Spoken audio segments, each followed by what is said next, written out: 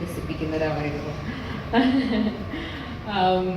പിന്നെ എന്താ പറയുക, ഇത്രയും നല്ല ഒരു റെസ്പോൺസ് കിട്ടാൻ സാധിച്ചതിൽ വളരെയധികം സന്തോഷമുണ്ട്. ഇത്രയൊന്നും ഞാൻ തീരെ പ്രതീക്ഷിച്ചിട്ടുണ്ടായില്ല. എന്താ സിനിമ ഷൂട്ട് ചെയ്യുന്ന സമയത്താണെങ്കിലും ഇതിൻ്റെ ഒരു സ്വഭാവം എന്താണെന്ന് എനിക്ക് തീരെ മനസ്സിലായിട്ടുണ്ടായില്ല. പിന്നെ ആദ്യം ഇതിൻ്റെ ഒരു ഫൈനൽ പ്രൊഡക്റ്റ് കാണുമ്പോഴാണ് ഇത് ഭയങ്കര രസമുള്ളൊരു പടമാണല്ലോ എന്ന് മനസ്സിലായത്. എനിക്ക് hats off to Arun Chandu. കാര്യം പുള്ളിയുടെ ഡെഡിക്കേഷനും ഹാർഡ് വർക്കും ഇത്രയും നാളത്തെ ഒരു കാത്തിരിപ്പുമാണ് ഗണചാരി എന്ന് എനിക്ക് തോന്നുന്നത്. Thank you.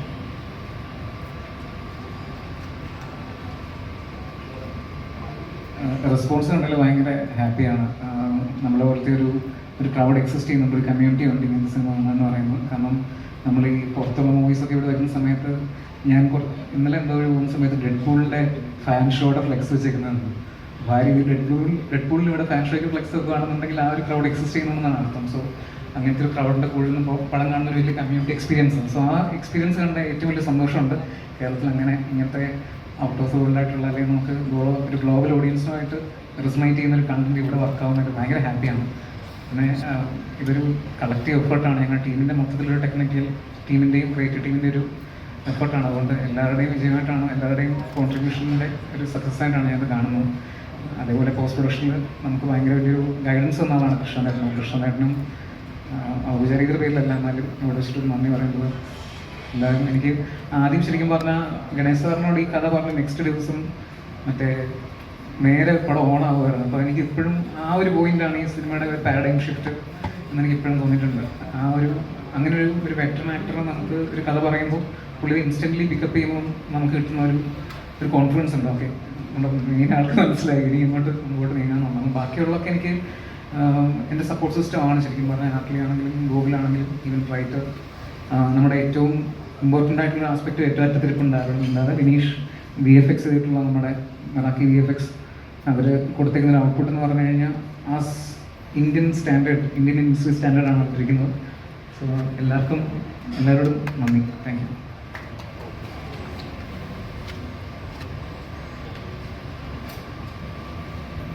ഈ സ്ക്രിപ്റ്റ് ആദ്യം കേൾക്കുമ്പോൾ നമ്മൾ ഒരുപാട് നാളുകൾക്ക് ശേഷം കണ്ടിട്ടുള്ള ഒരു പെർഫോമർ ഗണേഷ് കുമാറുണ്ട്. അതായത് ഈ പറഞ്ഞ പോലെ ഹ്യൂമറും ഇമോഷൻസും എല്ലാം കൊണ്ട് ഭയങ്കര നമ്മളെ രസിപ്പിക്കുന്ന ഒരാൾ. ആ പെർഫോമർ ആസ്പെക്ട് എപ്പോഴെങ്കിലും ഈ സിനിമ കേട്ടപ്പോൾ തോന്നിയിട്ടുണ്ട്? സ്ക്രിപ്റ്റ് എടുക്കും സിനിമയുടെ കഥ കേട്ടപ്പോൾ എനിക്ക് ഭയങ്കര ഇഷ്ടപ്പെട്ടു. അതിനോട് സാറിയും വേഷമാണ് ചെയ്യുന്നത്. വിക്ടറിനെ പറ്റി പറഞ്ഞപ്പോൾ എനിക്ക് ഇഷ്ടപ്പെട്ടു. ഞാൻ ചെയ്യണമെന്ന് ആഗ്രഹം തോന്നി, പക്ഷേ ആരോട് പറയാൻ. അപ്പോൾ അങ്ങനെയാണ് ഈ അജിത്ത് വിനായക വരുന്നത്. അദ്ദേഹത്തോട് നമ്മൾ പറയും. അതിനുശേഷം എൻ്റെ ഈ സ്ക്രിപ്റ്റ് എഴുതിയിരിക്കുന്നത് ശിവരേന്ദ്രനും കൂടിയാണ്. ചന്തുവും എൻ്റെ സഹോദരിയുടെ മോനാണ് ശിവസായി. അവനെ മാമൻ പോയ വഴിക്ക് സിനിമയിൽ പോകണമെന്ന് ആഗ്രഹിച്ചാണ്. പക്ഷെ ഞാനൊക്കെ സിനിമ വന്ന കാലത്ത് എൻ്റെ അച്ഛൻ അടിയൊരു വരുന്നു, അടുത്ത് പറയും അമ്മയച്ഛനും. അമ്മയ്ക്ക് ഇഷ്ടമായിരുന്നു. ശിവനൊക്കെ അച്ഛനും അമ്മയ്ക്കും ഒക്കെ പിള്ളേരെ ഇപ്പോഴത്തെ ജനറേഷൻ മാറി എന്നുള്ളതാണ്. അവരെയൊക്കെ പ്രോത്സാഹിപ്പിക്കുന്നത്. ഞാനൊക്കെ സിനിമയിലേക്ക് നമ്മൾ കളിയാക്കുമല്ലോ, സിനിമയിൽ പോയി അങ്ങനെ നമ്മൾ യുദ്ധത്തിന് പോയി മരിച്ചതുപോലെയായിരുന്നു. പക്ഷേ ഇപ്പം കാലം മാറി. നല്ല കുട്ടികൾ വരുന്നവർക്ക് നല്ല ഐഡിയസ്. ഒരു ഡോക്ടർ തന്നെ ഒരു സീനിൽ അഭിനയിച്ചിട്ടുണ്ട്. പക്ഷെ നമ്മൾ മനസ്സിൽ തട്ടും. ആ വരുന്ന കുറച്ച് കഥാപാത്രങ്ങളേ ഉള്ളൂ, ഒരു റോളുണ്ട് എല്ലാവരും. അതാണ് ആ സ്ക്രിപ്റ്റിൻ്റെ ഒരു പ്രത്യേകത. പിന്നെ സ്ക്രിപ്റ്റിനെ പറ്റി ഒരു വലിയ തമാശയുണ്ട്. ഇത് അവസാനം സെക്കൻഡ് ഷെഡ്യൂൾ വന്നു. കൊറോണ എല്ലാം കഴിഞ്ഞ് ഷൂട്ട് ചെയ്ത് തുടങ്ങിയപ്പോൾ ഇവർ ഞാനും നോക്കിയിരിക്കുമ്പോൾ, ഞാനും അജുവും കൂടെ, ഈ അജു ഞാനോട് നോക്കിയിരിക്കുമ്പോൾ ഇവർ രണ്ടുകൂടെ മരത്തിൻ്റെ മുകളിലോട്ട് പോയി. ഈ ചന്തു ഈ ശിവസായി ഇവരങ്ങോട്ട് പോകുമ്പോൾ ഞാൻ പറയുന്നില്ല, അവന്മാർക്ക് കഥ ഉണ്ടാക്കാൻ പോകാമെന്ന് പറയും. കുറച്ച് കഴിയുമ്പം ഇവനൊരു പ്രിൻ്റർ എടുത്ത് പുറത്ത് വയ്ക്കും ശിവസായി. ഉടനെ ചന്തു അത് ദൂരേക്ക് അറിയാത്തവരെ നിൽക്കും. പിന്നെ അതിനകത്തൊരു കമ്പ്യൂട്ടറിൽ കഴിച്ച് ഒരു സീൻ ഇറങ്ങി വരാം. ഈ പ്രിൻ്റ് ചെയ്ത് വരുന്ന ചൂട് സ്ക്രിപ്റ്റാണ് കൊണ്ടത്. അവസാനം ഞാൻ പറഞ്ഞു, ഇനി നിങ്ങളെ ഈ കാറും അത് വെച്ചിരിക്കുന്ന കാറും പ്രിൻ്ററും ലാപ്ടോപ്പും എടുത്ത് തോട്ടിൽ വാങ്ങി എന്ന് പറഞ്ഞു. അങ്ങനെയാണ് നിർത്തിയത്. ഇവർ ഓരോ ദിവസം രാത്രി ഇരുന്നവർക്ക് ഓരോ ഐഡിയ തോന്നും. പിറ്റേ ദിവസം രാവിലെ ഷൂട്ട് ചെയ്യും. ഇങ്ങനെ ഷൂട്ട് ചെയ്ത് പോവാണ്. കഥ ഇങ്ങനെ വിശാലമായി പോവുകയാണ്. പിന്നെ ഗോകുലിനെ പറ്റി പറയുകയാണെങ്കിൽ ആദ്യം വന്നപ്പോൾ ഭയങ്കര ബഹുമാനം കേട്ടോ എൻ്റെ അടുത്ത്. പറഞ്ഞു എപ്പോഴും ബഹുമാനം ഉണ്ടാവുമെങ്കിൽ അത് കഴിഞ്ഞ് ബഹുമാനത്തല്ല സ്നേഹം. ഞാൻ സ്ഥിരമായിട്ട് ഞാനും അജുവും കൂടെ 2 ദിവസം നിന്ന് ശരിക്കില്ല. അനാർക്കലി പറഞ്ഞു ഞങ്ങളിങ്ങനെ പറഞ്ഞ് കളിയാണ്. പക്ഷെ അനാർക്കലിയായിട്ടുള്ള സീനൊക്കെ എടുക്കുമ്പോൾ എന്നെ ഒഴിവാക്കിയിട്ട് പിന്നെ നമ്മളെ മോനില്ലേ അവനെ അങ്ങനെ പറയാൻ പറ്റും. അപ്പോൾ അവൻ എൻ്റെ അടുത്ത് കുറേ ദിവസം കഴിഞ്ഞപ്പോൾ എന്നെ പറഞ്ഞു, ഗണേശ് മാമൻ ഉള്ളതുകൊണ്ടാണ് എനിക്ക് ഫ്രീ വിചാരിച്ചിരിക്കുന്നത്. കാരണം ഞാൻ എന്നെ കാണുന്നതിലൂടെ ആദ്യം അഭിനയിക്കാൻ വരുമ്പോൾ അവൻ്റെ അച്ഛനോട് അഭിനയിക്കാൻ പേടിയായിരുന്നു. അവന് വല്ല ബെറക്കില്ല ചെയ്യുന്നു. പക്ഷേ അപ്പം നോക്കിയപ്പോൾ അവന് നല്ല ഹ്യൂമർ ചെയ്യാനുള്ള കഴിവുണ്ട്. ഞാൻ മുമ്പ് എന്നോട് ചോദിച്ച ചോദ്യമുണ്ട്, ഈ നല്ലൊരു പെർഫോമിങ് ക്യാരക്ടർ ആര് തന്നു? മണിച്ചിത്ത താഴെ കിട്ടി, എനിക്ക് തന്നാലേ അഭിനയിക്കാൻ പറ്റും. നേരിൽ കിട്ടി, നന്നായി അഭിനയിക്കാൻ പറ്റി. ദൃശ്യത്തിൽ കിട്ടി, നന്നായിട്ട് അഭിനയിക്കാൻ പറ്റി. അപ്പം നമുക്കൊരു അവസരം തരാത്തതുകൊണ്ടാണ് നമ്മളിത് ഒരാളുകളുടെ മനസ്സിൽ പ്രീ ഫിക്സ്ഡ് ആയിട്ടുള്ള ചില സിനിമയിലുള്ള ആൾക്ക്, മറ്റ് സാധാരണക്കാർക്കല്ല, അവർക്കൊരു ഇന്നതുപോലെയൊക്കെ ആണ്, ഇന്ന ആളൊക്കെ മതി എന്നൊരു ധാരണ. ചന്തു എന്നെ കണ്ടപ്പോൾ ഇഷ്ടം തോന്നി. കാരണം എൻ്റെ ഇരകൾ തൊട്ട് ചന്തു ഇങ്ങനെ പറയും, ഇരകളിങ്ങനെ പല പ്രാവശ്യം കണ്ടിട്ട് ഇരകൾ എന്ന സിനിമയെക്കുറിച്ച് ജോർജ് സാറിനെ പറ്റിയിട്ടൊക്കെ ഭയങ്കര ആരാധന. എന്നോട് ചന്തു പറയാം, ജോർജ് സാറിനെ ഒന്ന് കൊണ്ടുപോയി കാണിച്ചു തരും സാർ, എറണാകുളത്ത് വരുമ്പോൾ എന്ന് പറഞ്ഞാൽ ഞാനോട് ജോർജ് സാറിനെ കാണാൻ പോകുമ്പോൾ എന്നെ കൊടുക്കുന്നു. അത്ര ആരാധന ഉണ്ടായിരുന്നു കെ ജി ജോർജ് സാറിനെ കാണാൻ. അങ്ങനെ ഒരു ചെറുപ്പക്കാരൻ്റെ അതൊരു മനസ്സിൽ അത് ഒരുപാട് നല്ല സിനിമകളെ കുറിച്ചുള്ള ചർച്ചകളൊക്കെ ഉണ്ട്. മാത്രമല്ല സ്വന്തം ക്ഷമയോടെ നിന്ന് ചെയ്യും, അതാണ് എനിക്ക് ഭയങ്കര ഇഷ്ടം. അത് നല്ലൊരു അവസരം, കഥ പറയുമ്പോൾ തന്നെ നല്ലൊരു അവസരം എനിക്ക് കിട്ടിയതുകൊണ്ടാണ്. വേറൊരു സസ്പെൻസ് കൂടി, അതിപ്പോൾ പറയണോ പിന്നെ പറയണോ കുറച്ച് കഴിയുമ്പോൾ എൻഡിൽ പറയണം. ഗോകുലിവിടെ ഇപ്പോൾ ഈ സിനിമ ഇവിടെ ഈ സിനിമയുടെ റിലീസിന് ശേഷം ഒരു ഏലിയനെ വല്ലാതെ കണ്ട് ഇഷ്ടപ്പെടുന്ന ഒരു ഉപകാരവുമില്ലാത്തൊരു സിനിഫൈൽ അത് ഞാനാണ്, അലനീസ് മീ എന്ന് പറഞ്ഞിട്ട് ഇവിടെ ഹാഷ് ടാഗുകളൊക്കെ ട്വിറ്ററിൽ ട്രെൻഡ് ആവുന്നുണ്ട്. അലനോട് വല്ലാത്തൊരു ഇഷ്ടമുണ്ട് ആളുകൾക്ക്. ഇപ്പോൾ ചില ആക്ടേഴ്സിന് ചില സിനിമകൾ കഴിയുമ്പോൾ തന്നെ വരുന്നൊരു ഇഷ്ടമുണ്ടല്ലോ. ഇപ്പോൾ എന്നോട് ഡയറക്ടർ തന്നെ സംസാരിക്കുമ്പോൾ പറഞ്ഞത് ഈ നമ്മുടെ കുഞ്ഞിരാമായണത്തിലൊക്കെ ധ്യാൻ ശ്രീനിവാസന് ലഭിച്ചൊരു ഇഷ്ടമുണ്ട്, അല്ലെങ്കിൽ ആനവാൽമോതിരത്തിൽ അച്ഛനെ കിട്ടിയൊരു ഇഷ്ടമുണ്ട്, ഒരു ജനപ്രീതിയുണ്ട്. അപ്പോൾ ആ വിധത്തിലൊരു ഇഷ്ടവും അതൊക്കെ പ്രാപ്തമാക്കാൻ വേണ്ടിയിട്ട് നിങ്ങളുടെ ഉള്ളിലെ കുറേ കൂടി ഫ്രീ ആയിട്ടുള്ള ആ ഒരു ഹ്യൂമർ ചെയ്യുന്ന ആക്ടറിനെ കൂടി എക്സ്പ്ലോർ ചെയ്യാൻ പറ്റി. ആ വിധത്തിലൊരു റിസപ്ഷൻ ജനങ്ങളിൽ നിന്ന് കിട്ടുന്ന പോലെയാണോ ഈ 2 ദിവസം മനസ്സിലാക്കുന്നത്? തീർച്ചയായിട്ടും. എനിക്കിത് ചെയ്യുന്നതിന് മുമ്പ് എനിക്കിങ്ങനെ ചെയ്യാൻ സാധിക്കുമെന്ന് പോലും എനിക്കറിയില്ലല്ലോ. അവസരം തരുമ്പോഴാണല്ലോ നമ്മൾ എക്സ്പ്ലോർ ചെയ്യുക. അല്ലാതെ ഞാനിപ്പോൾ ഒരു വളരെ സീനിയർ ആയിട്ടുള്ള ഒരു ആക്ടറോ അല്ലെങ്കിൽ ഹൺഡ്രഡ്സ് ഓഫ് മൂവീസിൽ അഭിനയിക്കാനായിട്ട് ആ ഒരു ഭാഗ്യം ലഭിച്ച ഒരു ആക്ടറോ അല്ല. അപ്പോൾ നമ്മൾ ഓരോ സിനിമ ചെയ്തു വരും. ഇനി ലഭിച്ചാൽ സന്തോഷം. നമുക്ക് ചെയ്തു വെച്ചിരിക്കുന്ന ഒരു എത്ര വർക്ക് ചെയ്തിട്ടുണ്ടോ അതിനകത്തു നിന്നാണ് ഓരോ സ്റ്റേജിൽ നമ്മൾ പഠിച്ച് ബെറ്ററായി വരിക. പിന്നെ നമ്മൾ കൂടെ കോ ആക്ടേഴ്സായിട്ട് വരുന്ന സ്റ്റാർസും അവർ നമുക്ക് തരുന്ന ഒരു കോൺഫിഡൻസ്, അതിൽ നിന്നാണ് നമുക്ക് കൂടുതൽ നമ്മൾ എക്സ്പ്ലോർ ചെയ്യാനായിട്ട് തോന്നുക. അല്ലെങ്കിൽ ചിലപ്പോൾ ഞാൻ കുറച്ച് ഇൻഹിബിഷൻസ് ഒക്കെ ഉള്ള ആളാണ്. അപ്പോൾ എനിക്ക് കുറച്ച് ചമ്മലൊക്കെ വന്നാൽ ചിലപ്പോൾ എനിക്ക്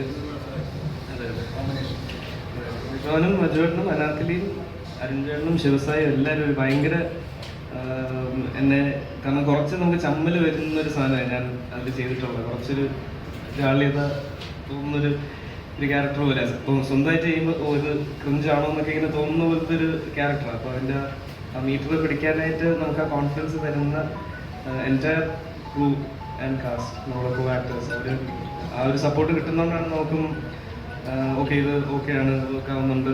അവരുടെ റെസ്പോൺസ് നമുക്കിവിടെ ലൈവായിട്ട് കിട്ടുമ്പോൾ എന്നിട്ട് എനിക്ക് പിന്നെ കുറച്ചുകൂടെ സംശയം. ഞാൻ വീണ്ടും ചോദിക്കും, ശരിക്കും നിങ്ങൾ ചിരിച്ച് ഉള്ളതാണോ അതോ എന്നെ സമാധാനപ്പെടുത്താനായിട്ട് നിങ്ങൾ ചിരിച്ച് തന്നതാണോ എന്ന് ഞാൻ ചോദിക്കും. അപ്പോൾ അല്ലാതെ എനിക്ക് ക്ലാരിഫിക്കേഷൻ തരും അരുൺ ചേട്ടനായാലും. ഞങ്ങൾ നേരത്തെ നിയന്ത്രിക്കുകയും ചെയ്യും. അതെ. അപ്പോൾ അങ്ങനെ എനിക്ക് ആ ചെയ്തു വെച്ച ആ ക്യാരക്ടറിന് ഇത്രയും നല്ല സ്വീകാര്യത ലഭിക്കുന്നതും സിനിമ അതുപോലെ തന്നെ സക്സസ് ആകുന്നതും അതാണ് മെയിനായിട്ട്. അതിൽ കൂടുതൽ ഞാൻ അധികം ശ്രദ്ധിക്കാറില്ല. ഞാൻ ചേട്ടാ ഇപ്പോൾ ഇവിടെ ഇത് നേരെ ഈ സിനിമയുടെ അകത്ത് ക്ലൈമാക്സിനോട് അടുപ്പിച്ച് ഒരു പെട്രോൾ ഹെഡ് വാഹനത്തിൽ ഗണേഷ് കുമാർ കയറി പോവുകയാണ്. അതിന് വല്ലാത്ത ഒരു റെലവൻസ് ഉണ്ട് ഈ കാലഘട്ടത്തിൽ. കാരണം ഗതാഗത വകുപ്പ് കൈയാളുന്ന ഒരാൾ ഇലക്ട്രോണിക് വാഹനങ്ങളുള്ള ഒരു സമയത്ത് പെട്രോൾ ഹെഡ് വണ്ടി എടുത്തൊരു ഹീറോയിക് ആയിട്ടുള്ള ഒരു കാര്യം ചെയ്യാൻ പോവുകയാണ്. അതിന് വല്ലാത്തൊരു പ്രസക്തിയുണ്ട്. അതൊരു സിനിമാറ്റിക്കലിയും അതൊരു മൊമെൻ്റാണ്. അപ്പോൾ ആ സീനിലൊരു മേക്കിംഗ് അല്ലെങ്കിൽ അതിൻ്റെ ഇപ്പോഴത്തെ പ്രസക്തി അതിനെ പറ്റിയൊക്കെ ഒന്ന് പറയാമോ? ഇവര് ഒരു ഇന്ന് അടുത്തൊരു തലമുറയ്ക്ക് അറിയാത്തൊരു സാധനമാണ് ഈ വിക്ടർ സൂക്ഷിച്ചു ഈ പെട്രോൾ വണ്ടി എന്ന് പറയുന്നത്. അതിങ്ങനെ ഒതുക്കി വെച്ചിരിക്കുക, ആരും കാണാതെ മൂടിയിട്ടിരിക്കുക. പെട്ടെന്ന് അവർ കാര്യം വിളിച്ചവരെ കൊണ്ട് പോവുകയാണ്. പോയിട്ട് ഇവരെ ഏലിയനെ രക്ഷപ്പെടുത്താൻ വേണ്ടിയിട്ട് നമ്മൾ പോകുമ്പോൾ പെട്ടെന്ന് ആ ഷീറ്റ് ഇങ്ങനെ മാറ്റുമ്പോഴാണ് ഈ പെട്രോൾ കാർ. ഇവരാരും പെട്രോൾ വണ്ടി കണ്ടിട്ടില്ല. ആ ഒരു ജനറേഷനെ പഴയ ഒരു സാധനം നമ്മൾ നൊസ്റ്റാൾജിക്കായിട്ട് സൂക്ഷിക്കുന്ന ചില സാധനങ്ങളുണ്ട്. നമ്മുടെ പഴയ ടേപ്പ് റെക്കോർഡ്, പഴയ റെക്കോർഡ് പേരൊക്കെ സൂക്ഷിക്കുന്ന ആൾക്കാർ, റെക്കോർഡ് ഒക്കെ അതുപോലെ ആ ഡിസ്കൊക്കെ സൂക്ഷിക്കുന്ന പോലെ അതിൻ്റെ ഈ ഗ്രാമഫോൺ സൂക്ഷിച്ച് വയ്ക്കുക, അങ്ങനെയൊക്കെയുള്ളൊരു സാധനമായിട്ട് വളരെ വാല്യൂബിളായിട്ട് ആരും കാണാതെ സൂക്ഷിച്ച് വെച്ചിരിക്കുകയാണ്. പെട്രോൾ വണ്ടി വെളിയിൽ കണ്ടാൽ കുഴപ്പമാണ്, പിന്നെ ഈ ബാറ്ററി വണ്ടി പോയാലും എവിടെ പോയാലും അറിയുമെന്ന് ഇത്ര പറയേണ്ട ഒരു സ്ഥലം. അതാണ് അതിൻ്റെ ഒരു രസമായിട്ട് തോന്നിയത്. അതിനകത്ത് വേറെയും കാര്യങ്ങൾ അതൊരു പിന്നീട് വന്ന സീനാണ് കേട്ടോ, കഥ പറയുന്നില്ല. എനിക്ക് തോന്നുന്നു ഒരു ഫ്യൂച്ചറിൻ്റെ അല്ലെങ്കിൽ നമ്മുടെ ഇപ്പോഴത്തെ കറണ്ട് ജനറേഷൻ്റെ ഒരു റെപ്രസെൻറ്റേഷൻ ഉള്ള രീതിയിലാണ് സാറിനെ നമ്മളൊരു കുറച്ച് പ്രായമുള്ള ആളായിട്ട് കാണിച്ചിരിക്കുന്നത്. അപ്പോൾ ഇന്നത്തെ കാലത്ത് അതിൻ്റെ ഒരു മെറ്റാനസ് കീപ്പ് ചെയ്യാനായിട്ട് അല്ലെങ്കിൽ ഒരു പെട്രോൾ ഹെഡ് എന്ന് പറഞ്ഞിട്ട് ഒരു ബാറ്ററി യുഗത്തിൽ ഒരു ഇന്റേണൽ കമ്പഷൻ എഞ്ചിൻ യൂസ് ചെയ്യുന്ന ഒരു വണ്ടി ഓടിക്കുന്ന ഒരാളായിട്ട് കാണിക്കാൻ മറ്റൊരു പെട്രോൾ ഹെഡ് ഇല്ല നമ്മുടെ ഈ പോപ്പുലർ കൾച്ചറിൽ. ഉള്ളി ഗണേശ് സാറാണ്. സാറിൻ്റെ വണ്ടിയുടെ കമ്പം ഗ്യാഡ്ജറ്റിനുള്ള നമുക്കൊക്കെ അറിയാവുന്നതാണ്. ഞാൻ അതിൻ്റെ ഒരു ഇരയാണ്. എന്നെ ഇടയ്ക്ക് തൃശ്ശൂരൊക്കെ വിടും പഴയ മറ്റേ 50 ട്രേപ്പ് റെക്കോർഡൊക്കെ വാങ്ങാനായിട്ടൊക്കെ. അപ്പോൾ ഇതുപോലത്തെ കളക്ഷൻസ് മേടിച്ചെന്ന് കഴിഞ്ഞാൽ മറ്റേ സയൻറ്റിസ്റ്റിൻ്റെ റൂമിലിരിക്കും കുറേ ഐറ്റംസ് ഉണ്ട്. ഞങ്ങൾ തന്നെ കൊട്ടാരക്കരയുള്ള സ്റ്റോറിൽ ടോണി സ്റ്റാർക്ക് വിളിക്കാറ്. സാറിനെ ആ ഒരു വിസ്കിഡായിട്ട് അടുത്ത് കാണാൻ പറ്റുന്ന വളരെ ഫോർച്ചുനേറ്റ് ആയിട്ടുള്ള വ്യക്തി കൂടിയാണ് ഞാൻ. അപ്പം നമ്മളീ കരുതുന്ന ഈ പൊളിറ്റിക്കൽ മെയിൻ ഫ്രെയിമിനൊക്കെ അപ്പുറത്തേക്ക് ഒരു വളരെ ടെക്നോളജിയിലൊക്കെ വളരെ എനിക്കറിയില്ല. എൻ്റെ ഇപ്പോൾ മെറ്റാനസ് ഇപ്പം ഗണേശ് സാറിനെ വിളിക്കുമ്പോൾ ഞാനും കൃഷ്ണദേവനോട് പോയപ്പം സാറ് ആവാസ യുഗത്തിനെ പറ്റിയിട്ട് കൃഷ്ണദേവനോട് ഇങ്ങനെ ഭയങ്കര വാചകമായിട്ട് സംസാരിക്കുകയാണെങ്കിൽ കൃഷ്ണദേവനെ പറ്റി ഇപ്പോൾ ആദ്യമായിട്ട് കാണുന്ന ഒരു സാധനമാണെന്ന് ഞാൻ കൃഷ്ണദേവനോട് പറയുമായിരുന്നു. ബിക്കോസ് കുറച്ചെടുക്കുമ്പോഴേ ആ ഒരു സൈഡിലത്തെ സാറിൻ്റെ നേർഡ്നെസ് അല്ലെങ്കിൽ ആ ഒരു ബിസ്കിറ്റ് പരിപാടി മനസ്സിലാവുള്ളൂ എന്ന് തോന്നുന്നു. ഇപ്പൊ ഗണേഷ് സാറിന് പ്രസന്റ് ചെയ്തിട്ടുള്ള ഇത് തന്നെയായിരുന്നു ഒരു 90s കിഡ് ഒരു വസന്തമായ എങ്ങനെ ഉണ്ടാവും, ഒരു 40കളിൽ 50കളിൽ എങ്ങനെയായിരിക്കും അയാൾ ജീവിക്കുക, ആ രീതിയിലാണല്ലോ അത് പ്രസന്റ് ചെയ്തിട്ടുള്ളത്. അപ്പം ഇതിലാണെങ്കിൽ അങ്ങനെ കുറേ റെഫറൻസുകളുണ്ട്. നമ്മൾ സിനിമയിൽ തന്നെ പറയുന്ന നമ്മൾ വലിയ എക്സ്പെക്ടേഷനോട് പോയി എന്നാൽ വലിയ രീതിയിൽ കൂപ്പുകുത്തുകയും ചെയ്ത സിനിമകളുടെ റെഫറൻസുകളുണ്ട്. നാസയ്ക്ക് വേണ്ടി ഡെവലപ്പ് ചെയ്ത സോഫ്റ്റ്വെയർ അതിനകത്ത് വരുന്നുണ്ട്. അപ്പം അങ്ങനെ കുറേ കാര്യങ്ങളുണ്ട്. ഇതൊക്കെ അദ്ദേഹത്തിനോട് കമ്മ്യൂണിക്കേറ്റ് ചെയ്തത് അല്ലെങ്കിൽ അദ്ദേഹം അതിനോട് റിയാക്ട് ചെയ്തത് അദ്ദേഹത്തിന് ഇതൊക്കെ മനസ്സിലായിരുന്നോ, ആ ഒരു കാര്യം ഒന്ന് പറയാം. നമ്മളിത് ആദ്യം പറയുന്ന സമയത്ത് തന്നെ നമുക്ക് കിട്ടിയിരുന്ന ഫസ്റ്റ് അക്രഡിഷൻ നമുക്ക് ISMR കിട്ടുക എന്ന് പറഞ്ഞ പോലെ ഗണേശ് സാറിന് മനസ്സിലാകുന്ന ആദ്യത്തെ ISMR നടക്കുന്നത്. അപ്പോൾ അത് കിട്ടിക്കഴിഞ്ഞ സമയത്ത് തന്നെയാണ് ഇറ്റ്സ് എ ഗോ, നമുക്ക് ചെയ്യാന്നുള്ളൊരു സാധനം കിട്ടി. പിന്നെ ഇങ്ങനത്തെ കാര്യങ്ങൾ നമ്മുടെയൊക്കെ മനസ്സിലൊരു പ്രീ ജഡ്ജ്മെന്റ് ഉണ്ടാവുമല്ലോ. ഇത്ര ആൾ ഒരു പോയിന്റ് കഴിഞ്ഞിട്ടുള്ള ഇത്ര വയസ്സ് കഴിഞ്ഞിട്ടുള്ള ആളോട് ഇങ്ങനത്തെ കാര്യങ്ങൾ പറഞ്ഞാൽ മനസ്സിലാവില്ല. അല്ലെങ്കിൽ നമ്മൾ സോക്കോൾഡ് വസന്ത റെഡിറ്റിലൊക്കെ ആവശ്യമില്ലാത്ത ആൾക്കാരുടെയൊക്കെ കമന്റ് ഞാൻ കണ്ടു. ആരോ എന്നിട്ട് പറഞ്ഞിട്ട് വസന്തങ്ങൾക്ക് മനസ്സിലാവില്ല അതിന് പോലെന്നൊക്കെ. നമ്മളെ വസന്തമായിട്ട് നമ്മൾ സെൽഫ് റെപ്രസെന്റ് ചെയ്യുന്നുള്ളത് തന്നെയാണ് അതിൻ്റെ ഏറ്റവും വലിയൊരു ഫിൽട്രേഷൻ തോന്നുന്നു. നമുക്ക് നല്ല കണ്ടന്റ് കാണാൻ താല്പര്യമുണ്ടെന്നുണ്ടെങ്കിൽ വസന്തമൊന്നും അങ്ങനെയൊന്നും ടേം ചെയ്യേണ്ട ആവശ്യമില്ല എന്നും എനിക്ക് തോന്നുന്നു. അപ്പം ഒരു വസന്തം അല്ലാത്തതിൻ്റെ ഏറ്റവും വലിയ തെളിവാണ് നമ്മൾ ഈ പറയുന്ന കാര്യങ്ങൾ പെർസീവ് ചെയ്യുക എന്നുള്ളത്. So that's it. അതാണ് അതിൻ്റെ ഒരു ആൻസർ എന്ന് തോന്നുന്നു.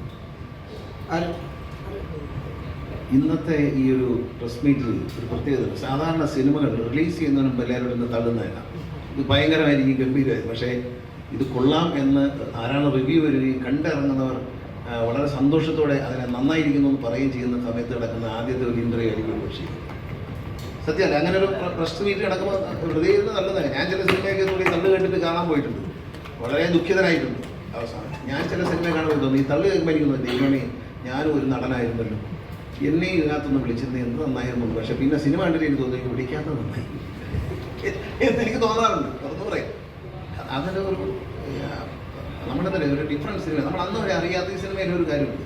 നമ്മൾ അന്ന് വരെ ലോകം അന്ന് വരെ അറിയാത്തൊരു സാധനമുണ്ട്, ലോക്ക്ഡൗൺ ചെയ്തകത്തിരിക്കുക.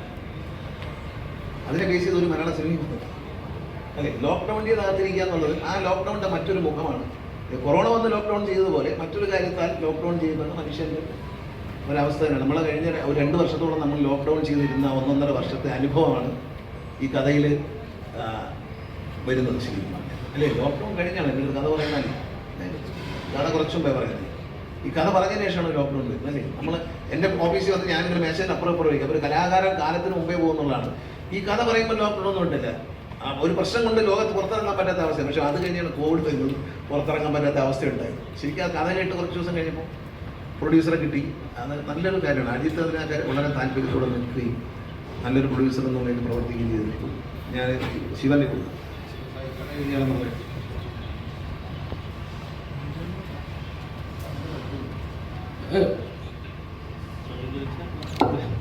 ഈ സിനിമയുടെ റൈറ്റിങ്ങിനകത്ത് പോയിട്ടുള്ള ഒരു വിധമാണല്ലോ, വളരെ ഫ്യൂച്ചറിസ്റ്റിക് ആയ വളരെ ടെക്നിക്കലിയും അല്ലെങ്കിൽ തിയററ്റിക്കലി ഒക്കെ കുറച്ച് ഹെഡായിട്ടുള്ള കാര്യങ്ങളാണ് ഇതിൽ പറയുന്നത്. തിയറീസ്, ഏലിയൻസിന്റെ തിയറീസ് ആയാലും പൂച്ച റെഫറൻസ് ആയാലും ഒക്കെ കുറച്ച് കോൺസ്പിറസി തിയറീസ് ഒക്കെ ഇൻവോൾവ് ചെയ്തിട്ടുള്ളത്. പക്ഷേ നിങ്ങൾ അതിനെ ഏറ്റവും ലോക്കലി ഗ്രൗണ്ടഡ് ആക്കി, റൂട്ടഡ് ആക്കി, ഇപ്പോഴത്തെ കുട്ടികളൊക്കെ പറയുന്ന സിനിമ റെഫറൻസുകളൊക്കെ വെച്ചിട്ട് അതിനെ പ്ലേസ് ചെയ്തിട്ടുണ്ട്. സോ ഇതിപ്പോൾ എത്ര ഡ്രാഫ്റ്റുകൾ പോയിട്ടുണ്ട് ആ എഴുത്തിലേക്ക്, എത്ര ഇൻഡെപ്ത് അത് സാധാരണക്കാരന് മനസ്സിലാവണം, എന്നാൽ ഈ പറഞ്ഞ കോൺസ്പിറസി തിയറി ഒക്കെ അരച്ച് അലക്കിയ കുടിച്ച കൃഷ്ണനെ പോലുള്ള ആളുകൾക്ക് മനസ്സിലാവണം, അങ്ങനെ ഒരു ഇതിൽ.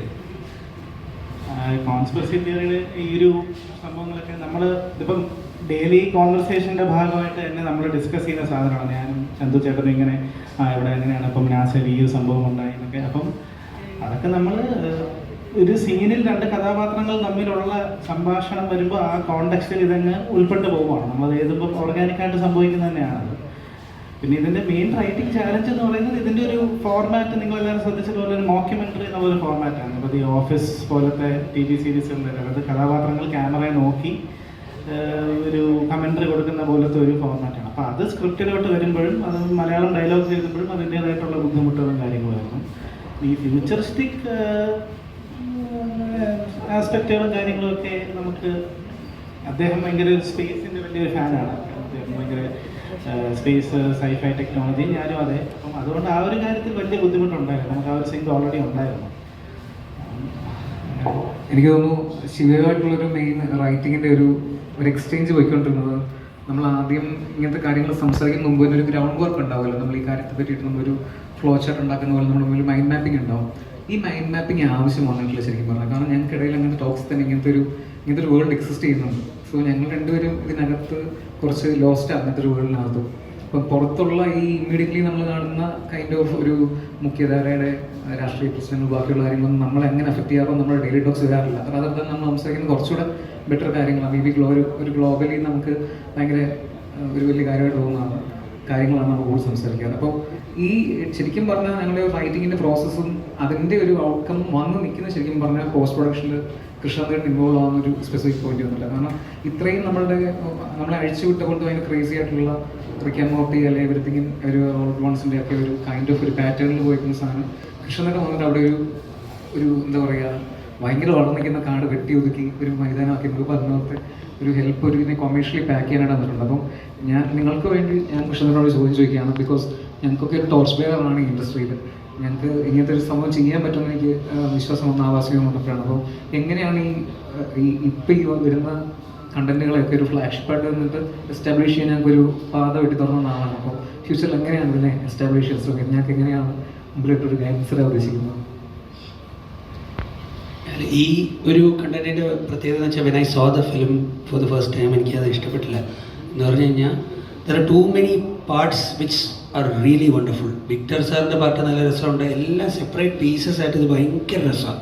പക്ഷേ ഇത് ഫുള്ളായിട്ട് ഇരുന്ന് കാണാൻ നമുക്ക് തോന്നത്തില്ല. കാരണം എന്ന് വെച്ച് കഴിഞ്ഞാൽ ചന്തുവിൻ്റെ എനിക്ക് സൈഡ് ആണോ എന്ന് അറിയത്തില്ല, ഇത് ഫിലിം മേക്കറിൻ്റെ ബ്രെയിൻ വർക്ക് ചെയ്യുന്ന പോലെ ഒരു ഫിലിം ഉണ്ടാക്കി കഴിഞ്ഞാൽ എൻഡ് യൂസറിന് അതുമായിട്ട് കണക്ട് ആകില്ല. എൻഡ് യൂസറിന് ആ ഒരു ഫിലിമായിട്ട് ഇൻട്രാക്ട് ചെയ്തുകൊണ്ടിരിക്കണം. അത് അങ്ങനത്തെ സിനിമയായിപ്പോയി. മാർവലൊക്കെ വന്നിട്ട് നമ്മുടെ സിനിമ എന്ന് പറഞ്ഞാൽ വെറും യൂസർ എക്സ്പീരിയൻസ് മാനുവലാക്കിയിട്ടുണ്ട്. അങ്ങനത്തെ എല്ലാ 4 സെക്കൻഡിലും ഒരു ത്രസിപ്പിക്കുന്ന ഒരു സാധനം വരണം, ഒരു റിതമിൽ കൊണ്ടുപോകണം.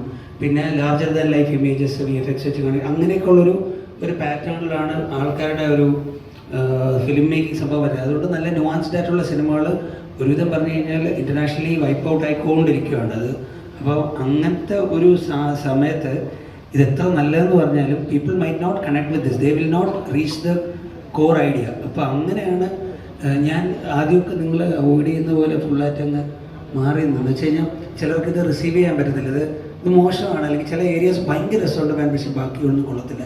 ഇതിൻ്റെ മ്യൂസിക് ഡയറക്ടറിനെ ഞാൻ വളരെ മോശമായിട്ട് പറഞ്ഞിട്ടുണ്ട്. ചെയ്യാക്ക് മ്യൂസിക് ചെയ്യാൻ അറിഞ്ഞൂടല്ലോ.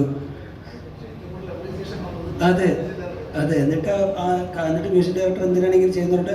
പിന്നെ നമ്മൾ കുറേ ഒക്കെ അവിടെ ഇവിടെയൊക്കെ വർക്ക് ചെയ്തായിരുന്നു. അപ്പം മ്യൂസിക് ഡയറക്ടർ പറഞ്ഞ് ഇയാളുടെ കൊടുത്ത റെഫറൻസ് എങ്ങനെയായി പോയെന്ന്. അങ്ങനെ we started working on this note from scratch, പക്ഷേ we already had the meeting. ഇത് ഷൂട്ട് ചെയ്താലേ ഇങ്ങനത്തെ ഒരു സാധനത്തിന് എന്തൊക്കെ ചെയ്താലും ഇതിനെ ബെറ്റർ ആക്കാൻ പറ്റത്തുള്ളൂ. അല്ലാതെ ഇതിന് ഷൂട്ട് ചെയ്തില്ലെങ്കിൽ then it's very tough to actually discover something very sharp from this mess. അപ്പോൾ ഈ മെസ്സ് ഓൾറെഡി ഉണ്ട്. ഇതിൻ്റെ അകത്ത് ഒരുപാട് കട്ട് ചെയ്ത് കളഞ്ഞാൽ ഒരുപാട് ജോക്സുകളുണ്ട്. അത് നിങ്ങൾ ടീസറായിട്ടൊക്കെ കാണുന്നുണ്ട്. അതെല്ലാം ഇതിൻ്റെ അകത്ത് കണ്ടൻറ്റിൻ്റെ അകത്തുള്ള ഹ്യൂമറാണ്. പിന്നെ രണ്ടാമത്തെന്ന് വെച്ച് കഴിഞ്ഞാൽ ഈ ടോർച്ച് ബെയറർ അങ്ങനെയൊക്കെ പറയുന്ന സാധനമൊക്കെ അത് ഐ തിങ്ക് അതൊക്കെ ചുമ്മാ തോന്നുന്നതാണ്. കാരണം ഞാൻ ഡെലിബറേറ്റ്ലി അല്ല ഇങ്ങനെ വന്നത്, സാഹചര്യങ്ങളുടെ സമ്മർദ്ദം കാരണം സിനിമ ചെയ്യാൻ പറ്റാത്തതുകൊണ്ട് സിനിമ സ്വന്തമായിട്ട് തന്നെ എങ്ങനെയെങ്കിലുമൊക്കെ how can I make a film with what the things that I have വെച്ചിട്ട് ചെയ്ത films I could sell and I could also get some recognition. അപ്പോൾ അത് ഭയങ്കര ഇൻസ്പയറിംഗ് ആയിട്ട് തോന്നിയിട്ട് അങ്ങനെ പോകുന്നുണ്ട്. അപ്പോൾ അങ്ങനെ ഒരു കണ്ടന്റ് നമ്മൾ ഉണ്ടാക്കുമ്പോൾ ഒരിക്കലും അത് നമ്മൾ ലൈവിൽ പറഞ്ഞ പോലെ ഒരു ചെറിയ വീട്, അവിടുത്തെ അവിഹിത ഗർഭം, അതിൻ്റെ അച്ഛനായിരുന്നു കണ്ടുപിടിക്കുന്ന അങ്ങനത്തെ സിനിമകളും അല്ല. 5 പേര് ഒരു മുറിയിലുണ്ട്, ഒരാൾ ചത്ത് കിടന്നു, വഴി കൂടെ പോയി ചേട്ടനാണ് കൊന്നതെന്ന് പറയുന്ന സിനിമയല്ല. അങ്ങനത്തെ സിനിമ പറഞ്ഞു കഴിഞ്ഞാൽ അതിനൊരു പർട്ടിക്കുലർ രീതിയുണ്ട് പറയാൻ. മലയാള സിനിമ അങ്ങനെയാണ് പറഞ്ഞു പോകുന്നത്. അപ്പോൾ അങ്ങനത്തെ സിനിമ പറഞ്ഞു കഴിഞ്ഞാൽ as an independent film maker I cannot cell this country.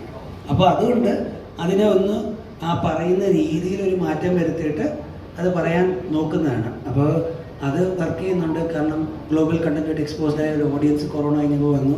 പിന്നെ ഭാഗ്യം എന്നൊക്കെ പറയുന്ന സാധനത്തിലൊക്കെ എന്തൊക്കെയോ ഉണ്ട്. അപ്പം that's how and I am happy that a lot of people are inspired. അപ്പോൾ അതുകൊണ്ട് ഇങ്ങനത്തെ കണ്ടന്റുകൾ ചെയ്യാൻ ആൾക്കാർക്ക് ധൈര്യം. ഗഗൻചാരിയുടെ പോസിറ്റിവിറ്റിയാണ്. ഗഗൻചാരി കണ്ടു കഴിഞ്ഞാൽ I receive at least 1 time loop script every week. ഒരു ടൈം ലൂപ്പ് സ്ക്രിപ്റ്റ് എങ്കിലും ആരെങ്കിലും എനിക്ക് എല്ലാ ആഴ്ച അയക്കാറുണ്ട്. ഇതിൽ ഒന്നെങ്കിലും ഒന്ന് ആയി കാണണമെന്ന് ആഗ്രഹമുണ്ട്. അപ്പം I am so happy that films like this are happening. ഗണേശേട്ടാ, ഈ പടം കണ്ടതിന് ശേഷം സുരേഷേട്ടൻ പറഞ്ഞു ഗണേഷ് പൊളിച്ചു എന്നൊരു ഇത് വന്നിട്ടുണ്ട്. അപ്പം സുരേഷേട്ടൻ ഗണേശേട്ടൻ വിളിക്കുകയോ അല്ലെങ്കിൽ മെസ്സേജ് ചെയ്യുകയോ ഈ പടം കണ്ടതിന് ശേഷം എന്തെങ്കിലും? സുരേഷ് വീട്ടിൽ വെച്ചാൽ പടം കണ്ടപ്പോൾ എന്നോട് പറഞ്ഞു, നീ നന്നായിട്ടുണ്ടെന്ന് പറഞ്ഞു. എൻ്റെ അടുത്ത് വിളിച്ചു, നീ നന്നായി. ഞാനത് പറഞ്ഞു, അവരടുത്ത് പറഞ്ഞു. അപ്പം സായിയും ഗൂഗിളൊക്കെ ഉണ്ടായിരുന്നു. നമ്മൾ ഫോണിൽ വിളിച്ചപ്പോൾ ഇങ്ങനെ പറഞ്ഞു, നീ ആ പടത്തിൽ നന്നായിട്ടുണ്ട്. അതൊരു സന്തോഷമുള്ള കാര്യമാണ്. കാരണം ഞാനത് അങ്ങനെ പടം ചെയ്തിട്ട് ഒരു നല്ലൊരു അപ്രീസിയേഷൻ വരുന്നു എന്ന് പറയുമ്പോൾ ഏതൊരു കലാകാരന് ഏറ്റവും താല്പര്യമുള്ള കാര്യമാണ്. ഇതിൽ നമ്മൾ വിട്ടുപോകാതെ ഞങ്ങളുടെ ഈ ഷൂട്ടിങ്ങിനിടയിൽ ഏറ്റവും വലിയൊരു വൈബ് ഉണ്ടാക്കിയത് ആറ്റുവാണ്. ആറ്റുവിടെ ഇല്ലാത്തതിൻ്റെ വിഷമം. ആറ്റുവാണ് ഇതിൻ്റെ ഇടയിൽ നിറഞ്ഞ ആ ചെറിയ മുറിക്കകത്ത് നിറഞ്ഞെന്നൊരു ഈ വീടിൻ്റെ ഐശ്വര്യം ആറ്റു എന്ന് നമ്മൾ പറയാൻ പറ്റും. അത്തരത്തിൽ ഈ വീടിൻ്റെ ഐശ്വര്യമായിട്ട് നിൽക്കുകയും ഓരോ ഞാനും ആ ബെഡിൽ കിടക്കുമ്പോൾ വരുന്ന സീനൊക്കെ ആറ്റു വന്ന് ബഹുമാനവും കാണിക്കുന്ന ബെഡ്. പിന്നെ കളരിപ്പായിട്ട് വളരെ രസകരമായ കാര്യം എന്ന് പറയുന്നത് ഇതിൻ്റെ ഷൂട്ടിംഗ് നടക്കുമ്പോൾ പറഞ്ഞ ശരിയാണ്, കുറേ സീനും കയ്യിലുണ്ടായിരുന്നുണ്ട്. ഒരു സീനുണ്ടായിരുന്നു, എനിക്ക് വേറെ മറന്നു പോകാൻ പറ്റാത്ത 2 പേര്. ഒന്ന് മല്ലിക സുമാർ, മല്ലിക ചേച്ചിയാണ്. മല്ലിക ചേച്ചിയുടെ ഒരു ശബ്ദം ഞങ്ങൾ ലളിത ചേച്ചിയാണ് കൊണ്ട് നോക്കാൻ പോയത്. പക്ഷേ ലളിത ചേച്ചി അപ്പോഴത്തേക്കും സുഖമില്ലായിരുന്നു. പക്ഷേ മല്ലിക ചേച്ചിയുടെ ഒരു പ്രസൻസ് നമുക്ക് ഭയങ്കര ഈ ഒരു സീനുണ്ടായിരുന്നു. അതിൽ പറയുന്നത് ഈ അനാർക്കലിയുമായിട്ട് ഈ ഏലിയനുമായിട്ടുള്ള ഒരു സ്നേഹത്തിലെത്തില്ല. അപ്പോൾ ഇവർ പിന്നെ ഈ ഡോക്ടർ അലീന വരും ഒരു സീനിൽ വരുന്നുള്ളൂ. അത് ഈ ക്ലബിൽ നിന്ന് വിളിച്ചുകൊണ്ട് വന്നിരിക്കുക.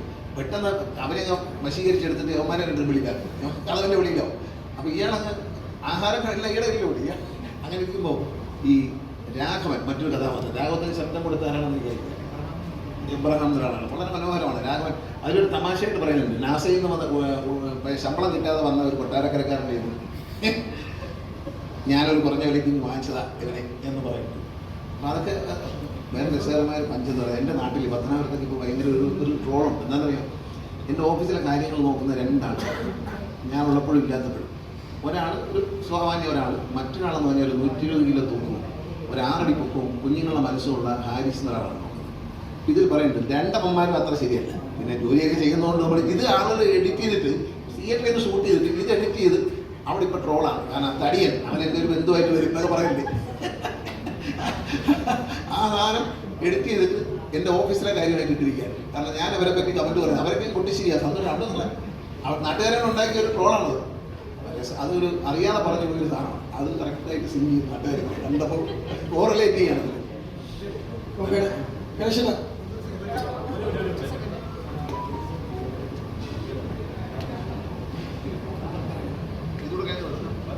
ഇതിന് കണ്ടിരുന്നു ചോദ്യങ്ങളൊക്കെ കഴിഞ്ഞു.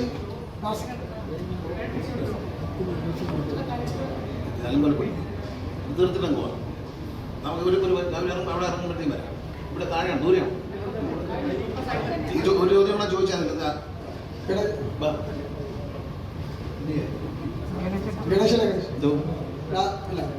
ഈ ഗഗനസാരി വലിയൊരു ബ്രേക്ക് തന്നെയാണ്. അപ്പൊ പുതിയ മേക്കേഴ്സിനെ ഗണേശനെ അപ്രോച്ച് ചെയ്യാനും പുതിയ വേഷങ്ങൾ തരാനൊക്കെ അപ്പൊ അതിനു വേണ്ടി ഗണേശൻ എത്രത്തോളം ഓപ്പൺ ആയിരിക്കും എന്നുള്ള, കാരണം ഭയങ്കര തിരക്കുള്ള ആളാണ് ഇപ്പുറത്തെ സൈഡില്. ഞാൻ മുമ്പും മിനിസ്റ്റർ ആയിരിക്കുമ്പോൾ സിനിമയിൽ അഭിനയിച്ചു. നല്ല സിനിമയാണ്. വെറുതെ ഒരു തല കാണിച്ച് ഒരു കഥ പറയുമ്പോൾ ആ കഥ ഞാൻ നല്ല ക്യാരക്ടർ എന്താണെന്ന് വെച്ചാൽ ഒരു കഥ ഞാൻ എൻ്റെ കൂട്ടുകാരനോട് പറയും. ആ കഥയിൽ ആ കഥാപാത്രത്തെ എടുത്ത് പറഞ്ഞിട്ടുണ്ടെങ്കിൽ മാത്രമേ നമ്മുടെ ആ സിനിമയിലൊരു പ്രസൻസ് ഉള്ളൂ. അതൊക്കെ വെറുതെ സൈഡ് റോളെന്ന് വിചാരിച്ചാൽ നമ്മളെ പ്രസൻസ് ഉണ്ടാകണം. ഒരു കഥ ഞാനൊരു കഥ ഇപ്പോൾ ഗൂഗിളിൽ പറഞ്ഞു, ഒരു സിനിമ കണ്ടിട്ട് കഥ ഗൂഗിളിൽ പറഞ്ഞു. അപ്പം ഞാൻ അവനോ കേൾക്കുന്ന എല്ലാ കഥാപാത്രവും ഇമ്പോർട്ടൻ്റ്, അല്ലാത്തൊന്നും ഇമ്പോർട്ടൻ്റ്. അതുകൊണ്ടാണ് ഒരു വേറെ രസകരമായ സസ്പെൻസ് ഞാൻ പറഞ്ഞ അവരത് പറഞ്ഞിരിക്കുകയാണ്. അങ്ങോട്ട് പോകാനൊക്കെ വിളിക്കുന്നത് ഈ അടുത്തൊരു സാധനമുണ്ട്. ഈ സിനിമ നന്നായി ഓടണം. ഓടിയാലും നേരിൻ്റെ ഷൂട്ടിംഗ് നടക്കുമ്പോൾ ചന്തു എന്നെ കാണാൻ. അപ്പോൾ എന്നോട് ഒരു കഥ പറഞ്ഞ സമയത്ത് അവന് പറഞ്ഞു അങ്ങനെ മാറി ഞങ്ങൾ കഥ പറഞ്ഞു. അതായത് ഈ സയൻസും പൊളിറ്റിക്സും കൂടെ ചേർത്തിട്ടുള്ള AI ടെക്നോളജിയിൽ, എന്ത് ടെക്നോളജിയാണ് പറയുന്നത്, ഡീപ് ഫേക്ക് ടെക്നോളജിയിൽ ഉള്ള ഒരു പൊളിറ്റിക്കൽ സ്റ്റോറി വളരെ രസകരമായ കഥ എന്നോട് പറഞ്ഞിട്ടുണ്ട്. അത് ഞാൻ ഈ അജിത് വിനായകൻ പറഞ്ഞിട്ടുള്ളൊരു കഥയുണ്ട്. പടം ഓടുകയാണെങ്കിൽ തീർച്ചയായിട്ടും നിങ്ങൾ ആ കഥ കേൾക്കും. കാരണം പടം ഓടണം. ഈ സിനിമ നല്ലതാകുമ്പോൾ ആ സംവിധായകൻ തന്നെ ഒരു ഇത് ലേറ്റസ്റ്റ് ആയിട്ടുള്ള ടെക്നോളജിയുമായി ബന്ധപ്പെട്ടൊരു കഥ പറഞ്ഞു വെച്ചിട്ടുണ്ട്. അത് നല്ലൊരു സ്റ്റോറി ആയിട്ട് അത് ഒരു കേരളത്തിലെ ഇന്ത്യയിലെ പൊളിറ്റിക്സ് ഈ ഡീപ് ഫേക്ക് ടെക്നോളജി ഉപയോഗിച്ചിട്ടുള്ള ഒരു ടെക്നിക്കൽ സിനിമയാണ്.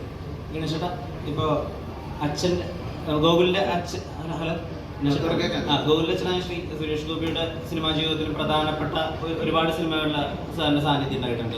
ഇപ്പോഴും അദ്ദേഹത്തിൻ്റെ കരിയർ ബെസ്റ്റ് ആയിട്ടുള്ള ഒരു സിനിമയിലും ഗണേശ് സാർ തന്നെയാണ് അതിൽ ഏറ്റവും പ്രധാനപ്പെട്ട ഒരു സ്ഥലത്ത് നിൽക്കുന്നത്. അതിന് വലിയൊരു നിയോഗത്തിൻ്റെ ഒരു അവസാനമായിട്ട് അല്ലെങ്കിൽ ഒരു എന്താ പറയുക വൃത്താകൃതി വിധിപൂർണ്ണമാവുന്നു എന്നൊക്കെ പറയുന്ന പോലെ ഒരു ഫീലിംഗ് ഉണ്ടോ? ഗോകുൽ എനിക്ക് ഭയങ്കര ഇഷ്ടമാണ്. കുഞ്ഞ് അവനൊരു ഇപ്പോഴവൻ്റെ ശരീരം വളർന്നുള്ളൂ. കുഞ്ഞുങ്ങളെ മനസ്സിലായിട്ട് പാവമാണ്. വെറും നമ്മളത് പറയുമ്പോൾ നോക്കിയിരിക്കുന്നു. കുഞ്ഞുങ്ങൾ കഥ കേൾക്കുന്ന പോലെ ഇരിക്കും. നല്ല സുരേഷ് ഗോപി എൻ്റെ കൂടെ അഭിനയിക്കുന്ന ആദ്യം യുവജനോത്സവമുള്ള സിനിമയിലാണ്.